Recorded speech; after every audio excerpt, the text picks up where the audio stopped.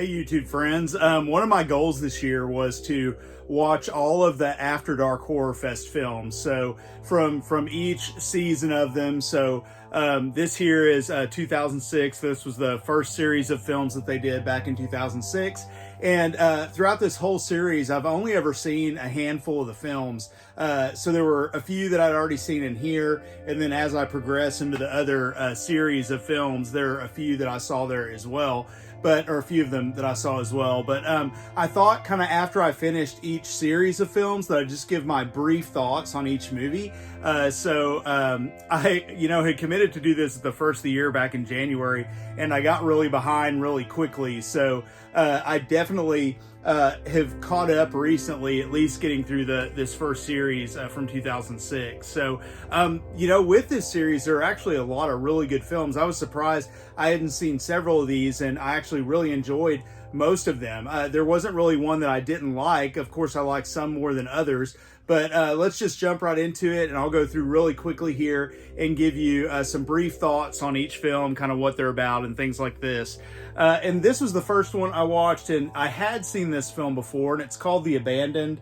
Sorry about the sticker covering up the title there, but there's the back of that one. And this film had some recognizable actors and things like that. But it was really, really good. I really enjoyed the creepiness of it, but it was kind of about a girl who, travels somewhere else to find out about her family, and then some crazy stuff happens. But it had some really kind of creepy visuals and things like that. There were some kind of, depictions of different versions of themselves, like in the form of a ghost and things that were very creepy. But all in all, I really enjoyed this one, and I would highly recommend it. Definitely worth a watch. Really good. So, and I'm sorry to be vague, but there's a lot with this one I don't want to say because it would spoil it. So this next one I had seen a couple times already, and this is Dark Ride. And this one, creepy cover there. This one is great. I love horror movies that are set, in theme parks, especially like carnival kind of theme parks. And this one was set in that carnival atmosphere, and it's just your typical slasher, but they do it right. It's got a lot of good comedy, a lot of great gore, some kind of shocking kind of moments too. But it's basically about a group of friends who go to this carnival and then start getting picked off one by one by this killer. And there's something to be revealed there too. So if you love carnival settings and you enjoy a good slasher, I highly recommend that one as well. So next up here, this is one of my favorites of the bunch, and this was a first time watch for me, and it's called The Grave Dancers. And I didn't really know what I was getting into with this one. I'd seen some pictures and stuff that really interested me, but it's basically about these friends who go to a cemetery. One of their friends has passed away, and this group of friends kind of gets together. They're all adults now and things like that. They go to a cemetery to kind of, after the funeral, and they're getting drunk and things like that, like trying to kind of celebrate their friend's life, and they get a little carried away, and they end up desecrating some graves. So it's called Grave Dancers because they actually dance around on the graves. Well, what that does is it obviously upsets some ghosts, some spirits that come back to exact their revenge on them. And my favorite part of this movie, other than, I like some of the actors, like one of them, I think his name's Dominic Purcell.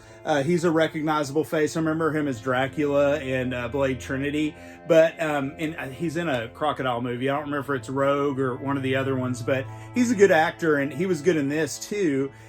But this group of friends start getting picked off one by one, and the ghosts in this are so different and interesting looking. Like, they have this unique style to their faces with like these big mouths full of teeth and grins, and I really dug kind of the way they designed the ghosts. They had their own look and feel that kind of set this movie apart from some other ones and made it even, it could have been just a typical story, but it kind of put it over the top with their visual look, the ghost look. And I thought they did a really great job, like with those practical effects, the way they designed the ghosts and things like that. But I really had fun with this one, and I highly recommend checking that one out as well. And there's a really great ending in that one too. So next one, this is something that I had never seen either until this year. And this one is called The Hamiltons. And if you are a vampire fan, I love when they take kind of a different take on a vampire film. And this one does that. And there's also a sequel to this one that I haven't watched yet called The Thompsons that I will definitely be checking out later as well. But The Hamiltons is about this family. Their parents have died.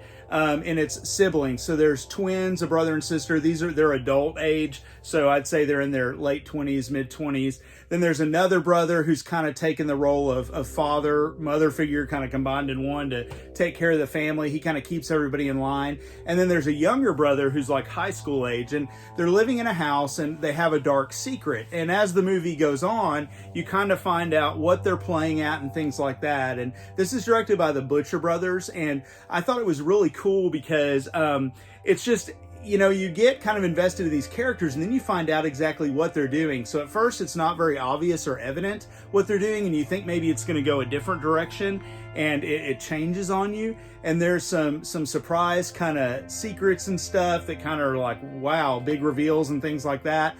But if you like vampire flicks, definitely check this one out. It's a great movie. It's well acted. I can't wait to watch The Thompsons, the sequel to it, to see more about the family and things like that. So, but definitely highly recommend this movie if you haven't seen it. So the next one here is another one. It was really good. I liked it as well, and it's called Penny Dreadful. And it has Mimi Rogers, and I forget the actress's name, and I've seen her before, and now... Sorry, I can't read this very well, but you can look her up and see what her name is. You'd recognize her from other things. But this one had a really interesting premise that I really liked the premise of the film. And it was about a girl who, when she's younger, she gets in a car accident with her family. Her mother and father die. And then throughout, her life, she's been afraid to ride in a car. She's terrified. And she has a therapist who's Mimi Rogers, who's like an expert on some things. She's written a book and things like that they talk about in the movie. And she's going with her up the mountains in a car. So this is a big deal for her to kind of, for therapy kind of thing to help her get over this. She's probably, in her early 20s or college age. But they go up into the mountains because they're going to go to the scene of the crash to kind of, bring everything full circle and help her heal. Well, on their way there, the car breaks down, of course, and you get a fun cameo by Michael Berryman in this as well. Love him. But car breaks down and, I messed up there. Car doesn't break down. They accidentally hit someone. And they graze him, and then, they give him a lift somewhere. He's really creepy. And then after they give this guy that lift, something happens. Their car does break down and they can't get away, and this guy is stalking them. So got some really crazy things that happen in this movie, and it's kind of a slasher, type movie. But it's got some really good twists and things like that, and I really liked the premise of that one a lot. So I know what you're saying, Ryan, you like everything. Well, I do like a lot of things, and I'm not gonna lie, all these movies I enjoyed. So the next one is probably my least favorite out of the bunch, and I actually was pretty hyped up on this one because it's directed by Takashi Shimizu, who directed the Grudge movies, or Ju-on, I should say, the Grudge, Ju-on 1 and 2. And so I was like, oh, this should be creepy and stuff like that. And it just didn't do it for me. I didn't hate this movie at all. I thought it was interesting and visually interesting, but it just kind of felt like a muddled story. And it's basically about a girl who's an actress, and she, gets the part she gets chosen to act in this film that's basically a film telling the story of a guy who went crazy like Postal and murdered a bunch of people in a hotel. It's based on a true story. Well, as she starts to act, weird things start happening, and it seems like these characters that were murdered, or these people, are kind of coming through to this reality. And there's a lot of things in here that talk about reincarnation. It was interesting because it seems like this director is kind of stuck on this idea, and I know it has a lot to do with culture and things like that, but it was interesting in that sense that you learn about what they believe about reincarnation and things, but also it just felt muddled and kind of rushed in parts and just didn't do it for me. There is a really creepy doll in this that's super creepy, so I did like that, but other than that, you could skip this one out of the bunch, but if you're a big fan of the director, you could watch it too. Didn't hate it, but wasn't great. So next up here, we have Unrest, and I had seen Unrest before, or no, I'm sorry, I hadn't seen this one before. And this one basically was about, it's a group of med students, so, and it focuses on this one in particular who's waiting on financial aid. She's having to stay in the hospital and things like that. And they're taking gross anatomy, so they've actually gotten to the point where they are doctors, but now they're dissecting bodies and things like that. The thing with this movie that blew my mind, this was made in 2006, and I really felt like the Operation of Jane Doe, or Operation, not Operation, the, oh gosh, what am I trying to say? Anyway, I'll come back to it, but you know what movie I'm talking about. So, but anyway, the Autopsy of Jane Doe, gosh, sorry about that.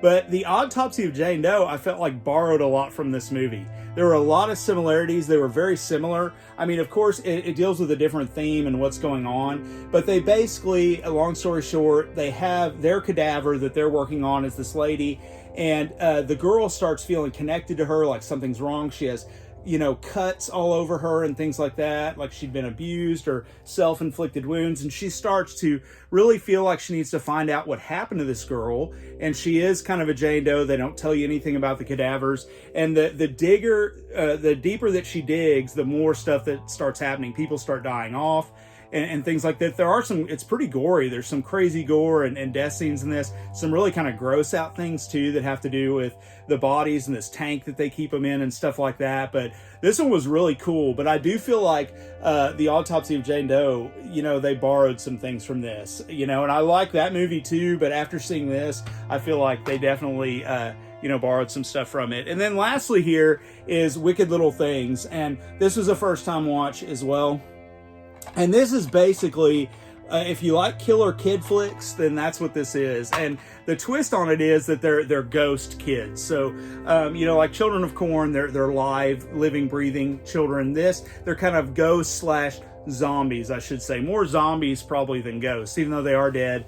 They're still walking around wreaking havoc, and they do eat and stuff like that. So, like, they crave like blood and stuff and meat. So these the basic premise of the story is this girl, or this lady, and her 2 children. Her husband has passed away from an illness. She inherits this old house. They don't have any money. They go up into the mountains to live in this house, and while they're there, weird things start happening, creepy things, and come to find out, children have died in a mine up on this mountain, and they are kind of exacting their revenge on the people around. So I don't need to say a lot more, because you got to see it. I enjoyed it. You know, I dig like creepy kid movies and stuff like that, but it was good, and you know, the effects were good, the story was good. The funniest thing was Chloe Grace Moretz is in it, and Scout Taylor Compton. I love both of them. Scout Taylor Compton looks like she's about high school age, and then Chloe Grace Moretz is like little kid, probably my daughter's age, I'd say like 10 to 12, you know. And it was interesting seeing them like so young in these roles, but they both did a great job. The acting was good, the story was good. So yeah, I definitely recommend checking this one out as well. So far, you know, I've enjoyed doing this, because I've discovered a lot of films that I really like that I would revisit, especially things like the Hamiltons and stuff like that. So let me know, what are your favorites out of this series? If I had to pick a favorite, I would probably have to say Grave Dancers followed by the Hamiltons are my 2 faves out of this stack. Let me know what your favorites are. You know, if I have some other films to look forward to as I go on this journey through the series, and I'll report back after I watch the next 8 films. And I hope you guys enjoyed this. Sorry I talked real fast, just wanted to get through them and give you my thoughts quickly. So hope you guys have a great day, and I will talk to you soon.